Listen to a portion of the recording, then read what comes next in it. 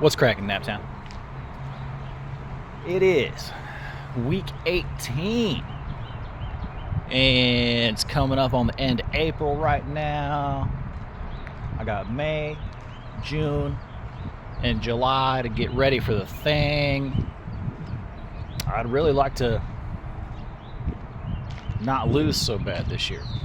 You know, lost twice, so I know what that's like. I'd like to wrap my head around not losing that every year.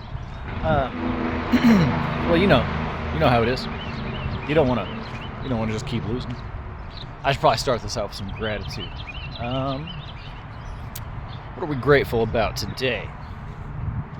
I was able to go camping over the weekend. That's real nice, you know. No traffic noise, no air traffic noise, no sirens. They said there was a train, but I didn't hear it. I must have been pretty far away. And so it was pretty nice to go out to that little 700 acres and just have it all to ourselves. Pretty great, you know. Take the dog out there and he's just free. All right. So last week I put in like 9 hours and some change, not crazy. But like I said, I went camping and I didn't take my guitar with me. So my hours stopped on Friday. And I didn't go see my partner on Friday, so I don't have that extra time worked in. And so, just hours were low. That's the way it is. Better pick it up. I have started learning the Maple Leaf Rag in earnest.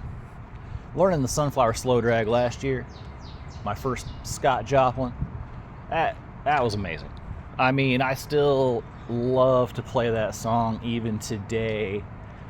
There's so much music in there. You know what I mean? There's just a lot of work in that one song.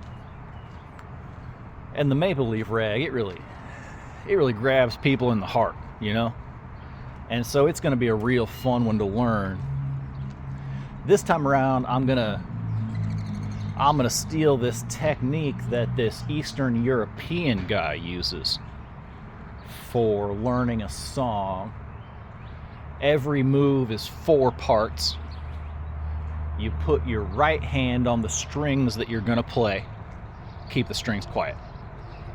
Move your left hand to the strings they're going to play, but just put your fingerprints on there. Don't apply any pressure at all. All right? And then you pick up with your metronome.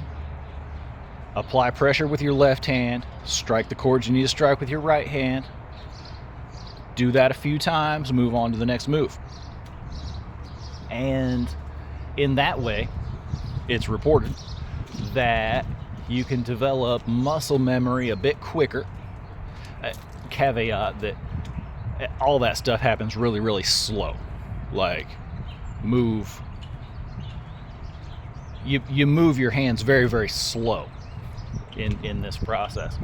And that's supposed to really, really reinforce your muscle memory and make it quicker to learn songs. And so that's kind of a cool concept. It's not similar to the way that I've learned a song ever before. So that'll be interesting. It makes a lot of logical sense. And I'm going to use this opportunity to try to change my standard setting thumb position. I feel like my left thumb is concentrating on my index finger, when really my left thumb should be concentrating on my ring and middle fingers. Because if I do that, it'll be less stressful and I'll be able to play for longer. Pinching between your index and your thumb takes more energy, or is at a weird angle or something, and it really wears out your left thumb. And that seems to be one of the things that the classical guys have a little advantage on. And if you can get an advantage, you take it. You know what I mean? All right. What else is happening this week? Well, a lot of real life stuff. But on the guitar, I am working on Heart and Soul, and I don't know what kind of a weird arrangement I'm going to use for Heart and Soul. There are a couple of piano intros for Heart and Soul that are really, really, really good. And so part of me wonders if I should go to Mr. Guitar Therapist Man and say, hey, I got this piano stuff. How should I treat it on the guitar, and see what kind of advice he has, because he knows about putting piano stuff on the guitar.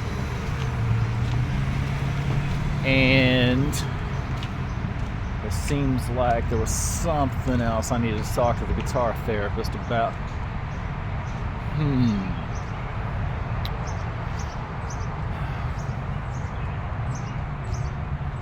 Heart and Soul triplets, Heart and Soul intro. What else was I going to talk to him about?